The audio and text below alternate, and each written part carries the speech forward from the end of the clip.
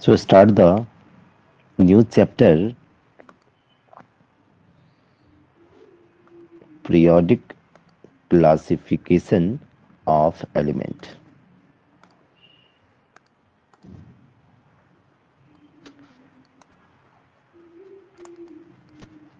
Periodic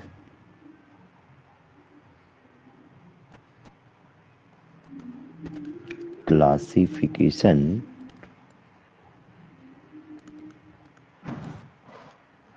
of element. Last chapter of the chemistry of class 10th. So in this chapter we are discussed about different type of topic. First discussed. First is introduction. Okay, we are going to discuss about the introductions. What the reason become difficulty to study and remember the properties of each element, and what the necessity lead to the classification of element. So we are going to discuss first is introduction in this chapter. Okay, then second point is that early attempts at the classification of element. Okay, इसमें से आप देखोगे first is that Dobereiner triads, they are very famous name.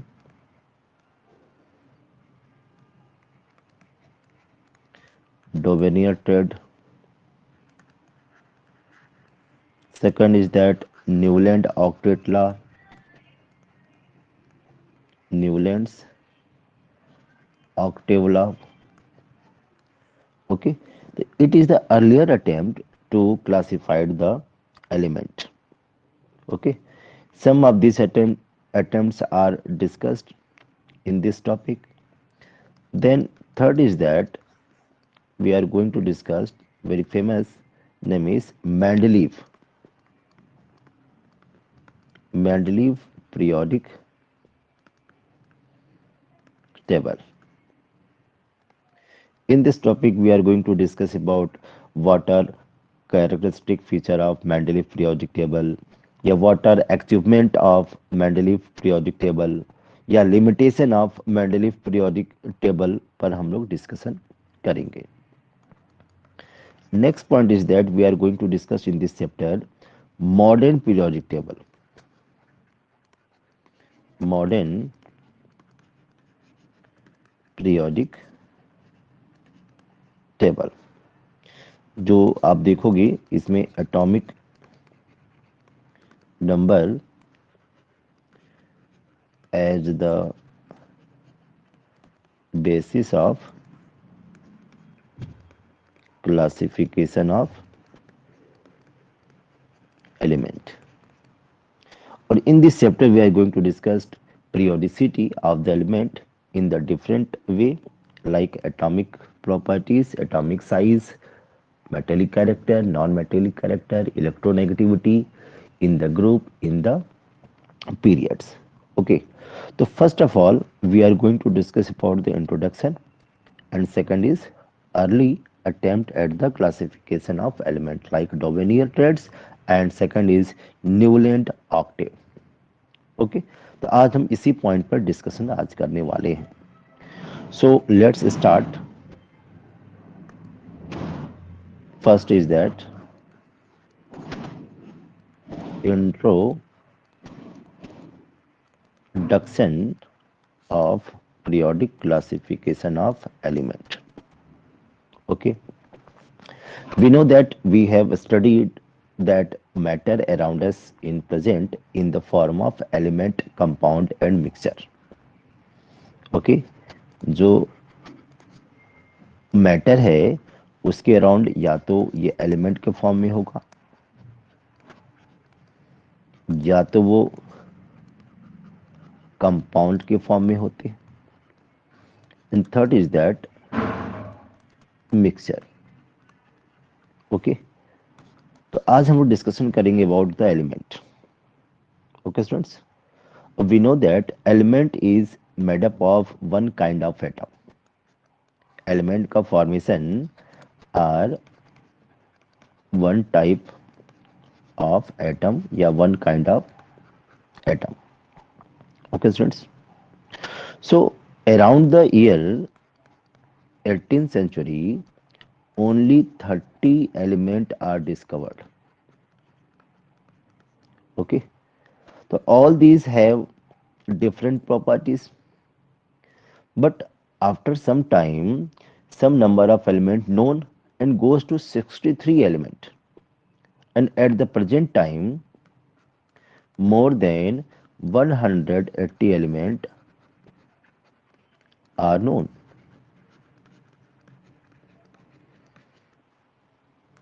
Okay, so जैसे जैसे time expand होता गया element का quantity बढ़ती गई।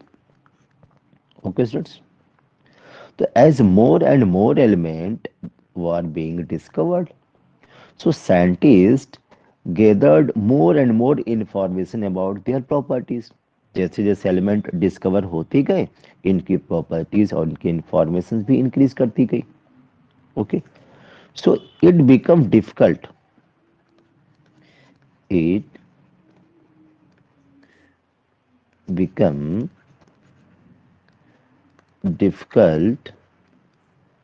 To study and remember the properties of element. Okay, तो जैसे जैसे हमारे एलिमेंट डिस्कवर होते गए तो it became difficult to study and remember the properties of each element, so it is the problem. तो scientist started looking for some pattern in their properties. फिर scientist ने क्या किया, कुछ पैटर्न को देखना स्टार्ट किया। Some pattern in their properties on the basis of which can classify all the known element, ताकि to make their study easier। तो ध्यान देना, I will explain that matter around us, element, compound and mixture. Element are made up of one kind of atom.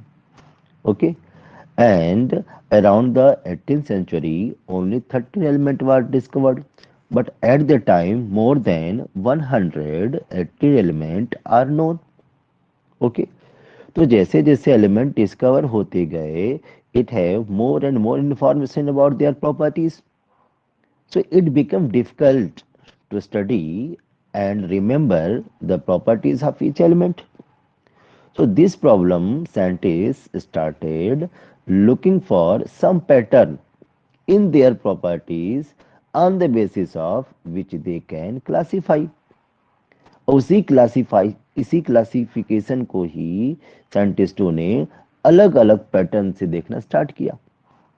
Okay, तो उसी को मैं start करने वाला हूं, earlier attempt at the classification of element.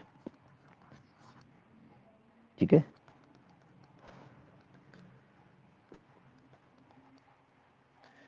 early attempt at the classification of element. कौन कौन से ऐसे अटेम्प्ट थे स्टार्टिंग में जो एलिमेंट को क्लासिफाइड किया। ओके, तो फर्स्ट ऑफ ऑल एक साइंटिस्ट आए विच आर नोन एज लेवासी। नाम तो सुना ही होगा। लेवासी ही को हम फादर ऑफ केमिस्ट्री बोलते हैं। ओके, तो earlier attempt to classify the element was made by Lavoisier, who divided the known element into two broad groups. First is metal and second is non metal. उन्होंने बताया कि हमारा जो element होंगे या तो मेटल की तरह बिहेव करेगा या तो नॉन मेटल की तरह। ओके, तो metal and non metal in order to study their acidic and basic properties, because we know that metal oxide behave like basic in nature and non-metal oxide behave like in acidic in nature। ये तो आपको पता ही। Okay students, but this classification was not enough because we know that element are metal, non-metal as well as metalloid। तो इनकी जो strategy थी वो इतना ज्यादा हेल्पफुल नहीं था। ओके, इसके बाद एक साइंटिस्ट आए अराउंड 1808 में, जॉन डाल्टन। नाम सुना होगा। जॉन डाल्टन ने एक थ्योरी दी थी जिसको हम क्या बोलते हैं, डाल्टन एटॉमिक थ्योरी, है ना। तो डाल्टन ने जो एटॉमिक थ्योरी दी थी, यहाँ पे मैं ब्रैकेट में राइट कर देता हूँ, it give the atomic theory. तो according to this theory, atom of element atom of element can be distinguished from the on the basis of their atomic mass, their atomic mass। ध्यान देना मैंने क्या बताया। According to this theory, atom of element can be distinguish from the other on the basis of their atomic mass। Therefore, all the earlier attempts at the classification of element were based on their atomic masses। यहीं से start होता है element को atomic mass के basis पे classified करना। तो classification का जो स्टार्टिंग जो रोल प्ले करते हैं वो जॉन डाल्टन थे, जिन्होंने 1808 के टाइम उन्होंने एटॉमिक थ्योरी दी थी। उस एटॉमिक थ्योरी के बेसिस पे उन्होंने एक्सप्लेन किया कि atom of element can B differentiate from the other on the basis of their atomic masses. Okay, और उसी के बेसिस पे हम लोग नेक्स्ट पॉइंट लर्न करने वाले हैं, डोबनियर ट्रेड। इसी के बेसिस पे एक साइंटिस्ट थे, उन्होंने इसको डिस्कवर किया, जिसको क्या बोला गया, डोबनियर ट्रेड, है ना। डोबनियर ट्रेड ने, 1 मिनट, ये टाइम था 1817 के टाइम में। John Wolfgang Dobereiner is the German scientist. He tried that he arrange the element with similar properties into group. उन्होंने क्या किया, similar properties into group and he identify certain group of 3 element। इस group में कितने element थे, 3 element थे। I will say that Dobereiner ने बताया कि अरेंज द एलिमेंट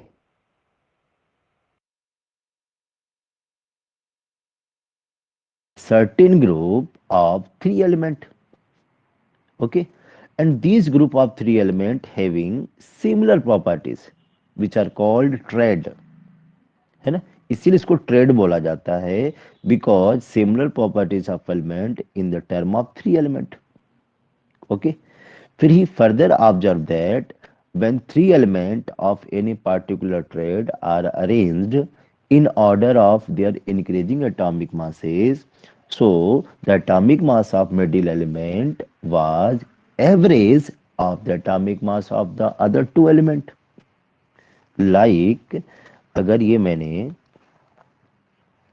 एलिमेंट का एक कॉलम बनाया, ध्यान दें, ये हमारा एटॉमिक मास है। ओके, ये मैंने एटॉमिक मास का एक कॉलम बनाया।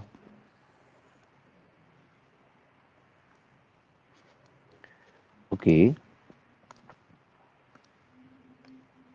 suppose that I will take lithium. Lithium have the atomic mass 7 unified mass, and potassium have the 39 unified mass. तो उन्होंने देखा कि लिथियम और पोटेशियम का एवरेज एटॉमिक मास सोडियम के क्या होते हैं, इक्वल होते हैं, क्योंकि इसकी वैल्यू क्या होती है, 23 यूनिफाइड मास होता है। क्यों? क्योंकि 7 को 39 से अगर ऐड करो और 2 से डिवाइड करो तो उसकी वैल्यू क्या हो जाती है, 23 हो जाती है। तो उन्होंने क्या बताया कि if element are arranged in order of their increasing atomic mass, the atomic mass of middle element was nearly average of atomic mass of other two element। मैंने लिथियम और पोटेशियम के एटॉमिक मास का average निकाला और ये average approx middle element के atomic mass के equal थे। तो first of all Dobereiner was the first scientist who saw that relationship between the properties of the element in their atomic mass। उन्होंने ही सबसे पहले एलिमेंट का रिलेशन एटॉमिक मास से करने की कोशिश की और उसी के बेसिस पे उन्होंने बहुत सारे एलिमेंटों को ट्रेड के बेसिस पे क्लासिफाइड किया। जैसे आप देखोगे, अगर मैं और अदर देता हूं, अगर मैं कहूं कैल्शियम, तो कैल्शियम का एटॉमिक मास क्या होता है, अप्रॉक्स 40 यूनिफाइड मास होता है। और इसके नीचे का आता है बेरियम। बेरियम का लगभग लगभग 137 यूनिफाइड मास होता है। तो इसी कैल्शियम बेरियम के बीच में एक स्ट्रॉन्सियम आता है और स्ट्रॉन्सियम का जो ऑब्जर्व किया गया अप्रॉक्स 88 यूनिफाइड मास आती है, होता है 87.6 है, मैं 88 मान लेता हूं। तो इस 40 को 137 से अगर आप इसका एवरेज निकालो, तो जब एवरेज निकालोगे तो अप्रॉक्स आपको 88 की वैल्यू आएगी, है ना। तो हम बोल सकते हैं कि मिडिल एलिमेंट का एटॉमिक मास इस फर्स्ट एंड थर्ड एलिमेंट के एवरेज के अप्रॉक्स इक्वल है। तो एक रिलेशन बना कि नहीं, है ना। तो उसी के बेसिस पे उन्होंने थ्री थ्री एलिमेंट को एटॉमिक मास के बेसिस पे अरेंज करना स्टार्ट कर दिया। बट इसमें कुछ लिमिटेशन आ गई, इसमें कुछ लिमिटेशन आ गई। लिमिटेशन क्या थी, इसको भी हम समझते हैं। उन्होंने कहा कि ठीक है, अगर मान लो हमने नाइट्रोजन, फास्फोरस और आर्सेनिक तीनों एलिमेंट की प्रॉपर्टी सिमिलर होती है, ठीक है। अगर हम नाइट्रोजन और फास्फोरस के एटॉमिक मास को जब ऑब्जर्व किया गया, देखा यह गया कि नाइट्रोजन का एटॉमिक मास की वैल्यू 14 होती है और आर्सेनिक के अप्रॉक्स 75 होती है। तो अगर हम 14 को 75 से ऐड करके 2 से डिवाइड करें तो इसकी वैल्यू कितनी आएगी, अप्रॉक्स 44.5 आएगी, है ना। तो इसकी जो वैल्यू है वो फास्फोरस से मैच नहीं कर रही थी, क्योंकि फास्फोरस की वैल्यू 31 होती है इसकी एटॉमिक मास।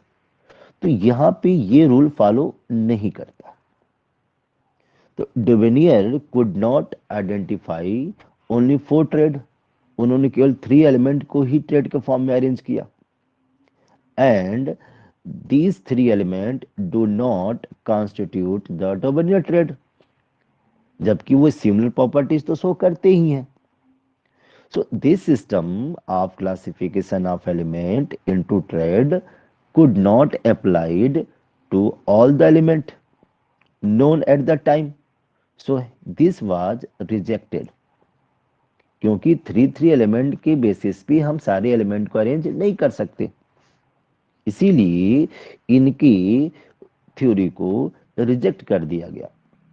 इसके बाद से एक नया कंसेप्ट आया जिसको न्यूलैंड लॉ ऑफ ऑक्टेव बोला गया. Newlands law of octave. उन्होंने क्या बताया, when element were arranged in horizontal row, उन्होंने उसको हॉरिजेंटल रो में एलिमेंट को क्लासिफाइड किया.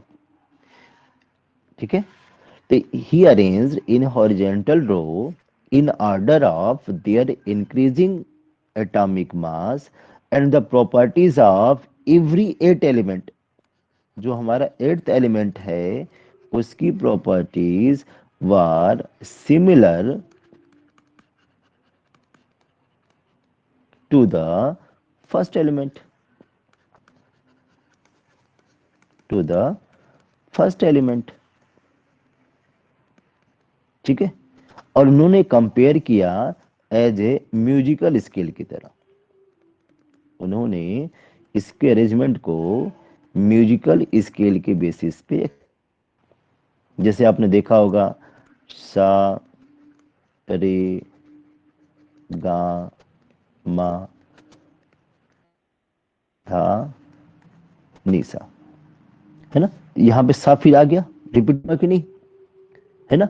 तो उसी के बेसिस पे उन्होंने किया क्या, लाइक जो उस टाइम के नॉन एलिमेंट थे, लाइक हाइड्रोजन थे, lithium, beryllium, boron, carbon, nitrogen, oxygen, fluorine, sodium, magnesium, ठीक है, एल्युमिनियम, सिलिकॉन, फास्फोरस, सल्फर, यहाँ पे उन्होंने क्लोरीन को अरेंज किया, पोटेशियम, कैल्शियम. इस तरीके से उन्होंने एलिमेंट को हॉरिजॉन्टल के फॉर्म में, हॉरिजॉन्टल रो के फॉर्म में अरेंज किया. इसको मैं इस तरीके से अरेंज कर देता हूँ. ऐसे और भी एलिमेंट उन्होंने अरेंज किया था, मैं बस कैल्शियम तक ही आपको बताने की कोशिश कर रहा हूँ.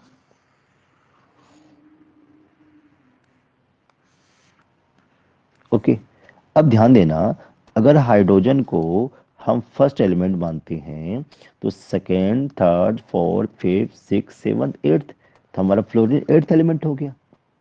या अगर हम बेरिलियम को अगर फर्स्ट एलिमेंट मानते हैं तो first, second, third, fourth, fifth, six, seventh, eighth, हमारा एट्थ क्या हो गया, मैग्नीशियम एलिमेंट हो गया.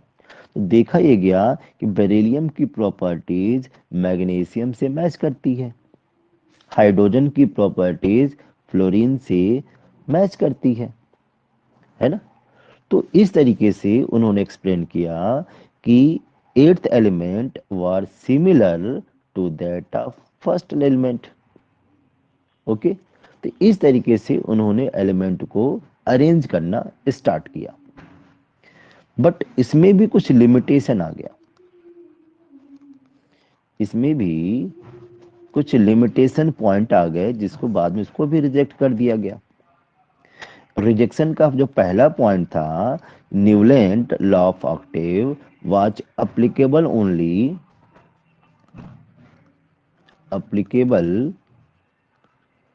only to lighter element. केवल ये लाइटर एलिमेंट के लिए ही ये अप्लीकेबल था, जिसके एटॉमिक मास 14 एटॉमिक मास से कम थी, उसकी हैवी एलिमेंट को वो एक्सप्लेन नहीं कर पा रहे थे। ठीक है, और उन्हें एक पॉइंट ये भी बता दिया था कि ओनली 56 एलिमेंट, क्योंकि उनके टाइम में केवल 56 एलिमेंट ही थे उनके टाइम के, तो उन्होंने बताया था कि only 56 element exist in nature.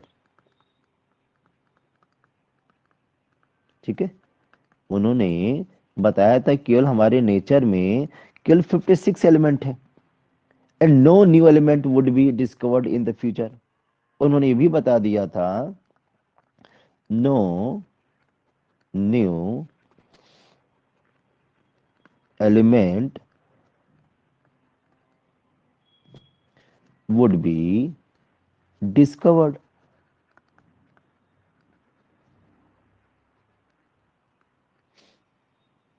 discovered in the future।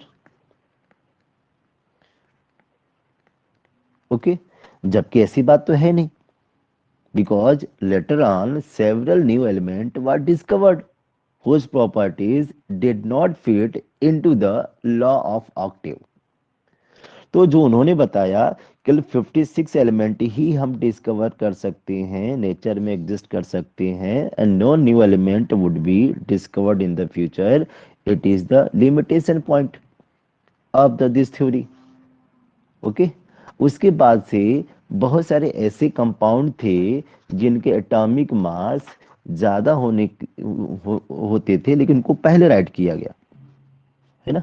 जैसे अगर आप देखोगे, एक टर्म आता है कोबाल्ट, कोबाल्ट को सीओ से डिनोट करते हैं, और ये निकिल है, तो कोबाल्ट के बाद निकिल आना चाहिए, है ना। लेकिन निकिल का एटॉमिक मास लो होता है, और कोबाल्ट का मास क्या होता है, हाई होता है।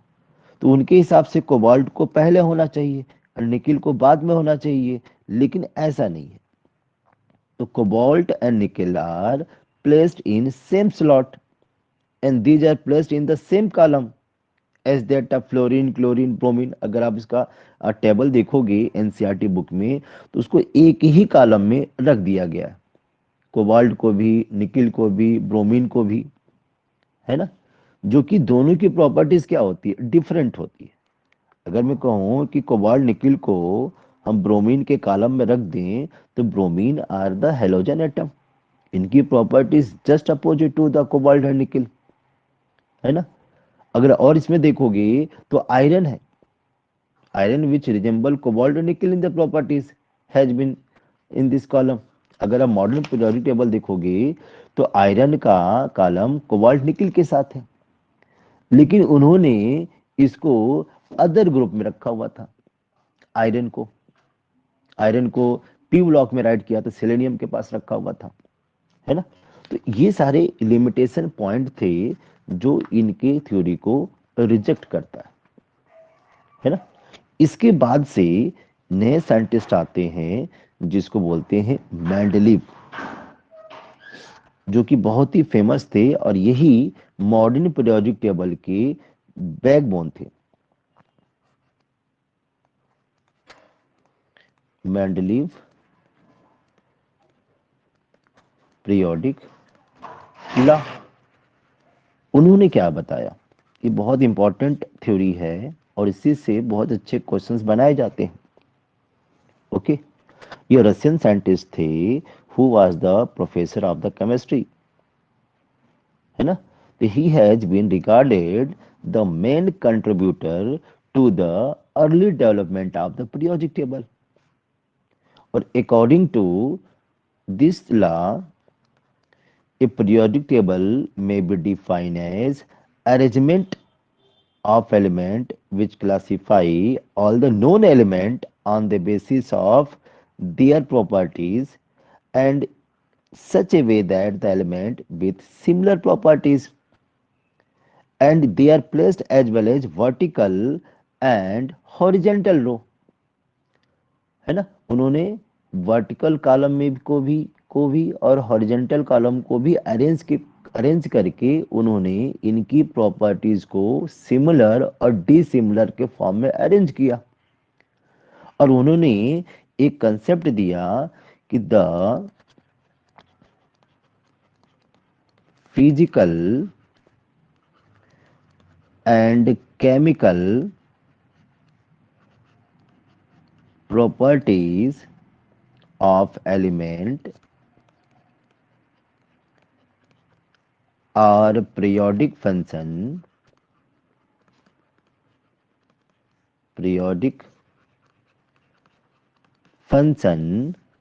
of their atomic mass। उन्होंने एटॉमिक मास के बेसिस पे इनके एलिमेंट की फिजिकल केमिकल प्रॉपर्टीज को डिफाइन किया। अब by periodic function we mean that properties of element get repeated after certain regular interval। Okay, तो इसको हम इस तरीके से भी राइट कर सकते हैं, 1 minute all of you, when element are arranged in order of element are arranged in order of increasing atomic masses। तो element with similar properties, element with similar properties are repeated, are repeated होता है, repeated after certain interval, and this repetition of properties of element after certain regular interval is called periodicity of properties।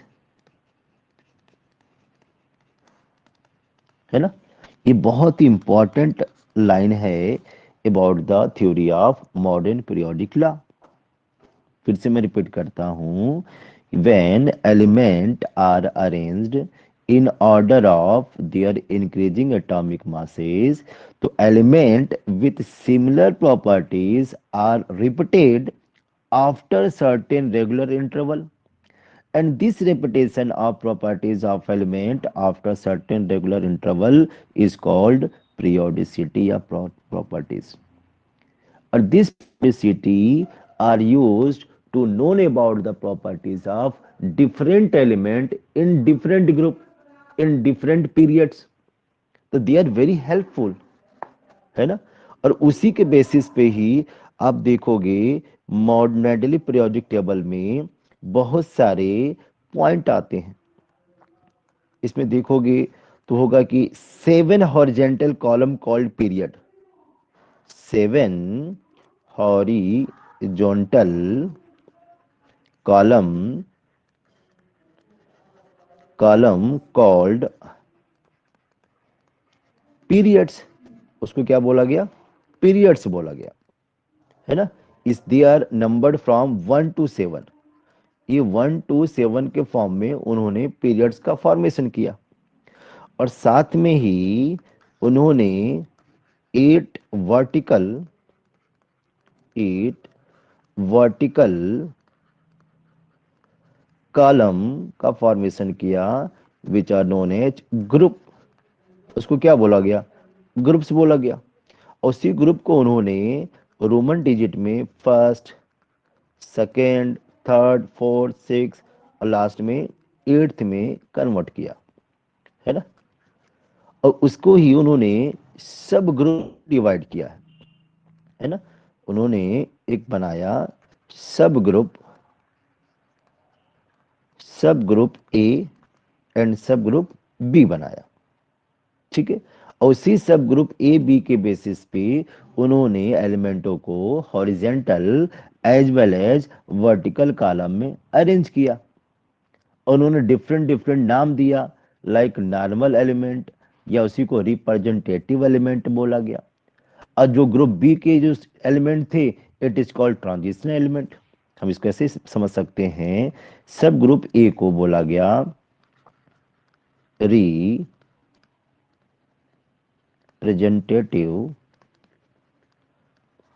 Elements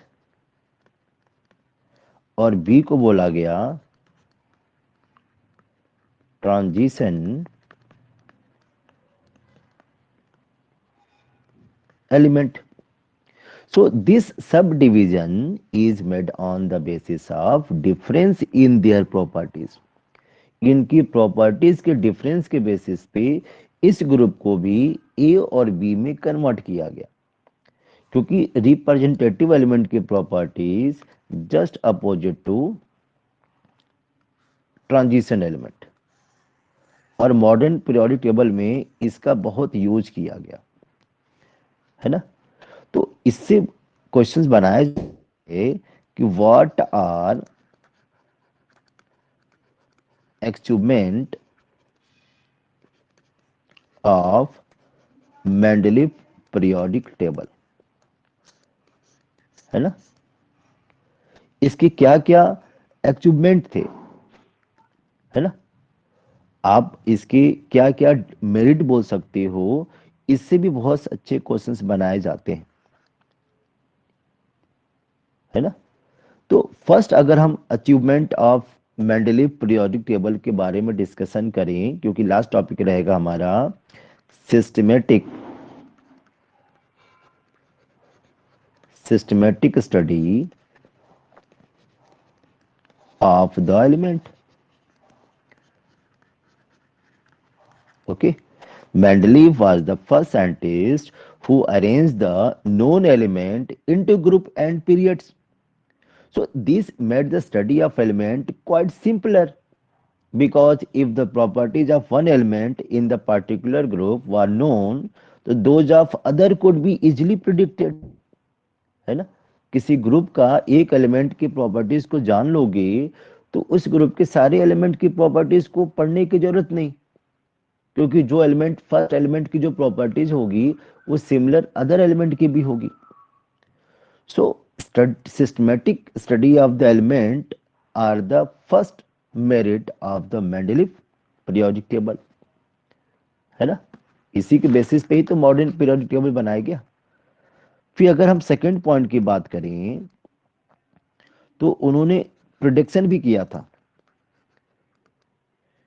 prediction of new element, क्योंकि उनके time में 63 element ही तो discover हुए थे. तो Mendeleev left some blank spaces या gap in the periodic table for element which were not known at their time. So he also made the bold prediction that these elements would be discovered in the future. इसलिए उन्होंने blank space छोड़ दिया था. Okay students, सो इस blank gap को उन्होंने एक नया नाम दिया था. अगर आप स्टडी अगर आप डिटेल जाओगे आपके एनसीईआरटी बुक में गिवन भी है, उन्होंने एक वर्ड यूज किया था इका. इका बोरॉन, इक्का सिलिकॉन,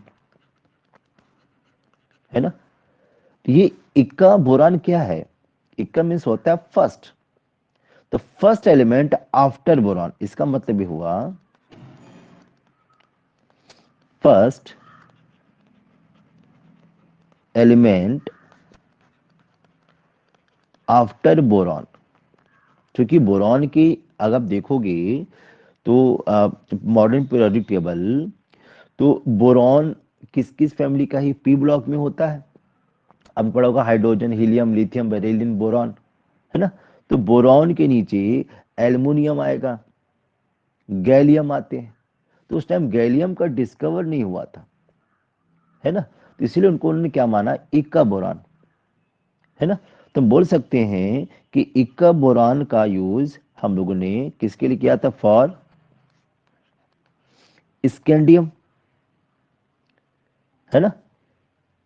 अगर मैं कहूं कि इक्का बोरान का अगर मतलब जो है स्कैंडियम के लिए है, तो इक्का सिलिकॉन के लिए था, फॉर जर्मेनियम के लिए. जर्मेनियम का सिंबल क्या होता है? Ge होता है। किसी किसी बुक में एक वर्ड यूज किया जाता है, इक्का एल्युमिनियम। इक्का जो एल्युमिनियम है, it is the first element after aluminium for gallium. ये किसके लिए था? फॉर गैलियम के लिए था। इससे बहुत अच्छे एमसीक्यू क्वेश्चंस बनाए जाते हैं, है ना। तो इस तरीके से these element were discovered and Mendeleev prediction were found to be correct after some time। और इसी के बेसिस पे उन्होंने कुछ गैप को रखा था। तो ओवरऑल हम बता सकते हैं कि मेंडलीव पीरियोडिक टेबल में एक सबसे प्लस पॉइंट ये था कि प्रिडिक्शन किया था उन्होंने, production of new element and their properties. तो ये भी एक मेरिट पॉइंट थी। अगर हम बात करें पोजीशन ऑफ नोबल गैस, उन्होंने इसका भी ध्यान रखा था। उन्होंने नोबल गैस का भी पोजीशन फिक्स कर दिया था, क्योंकि नोबल गैस का पुराने टाइम में डिस्कवर नहीं हुआ था।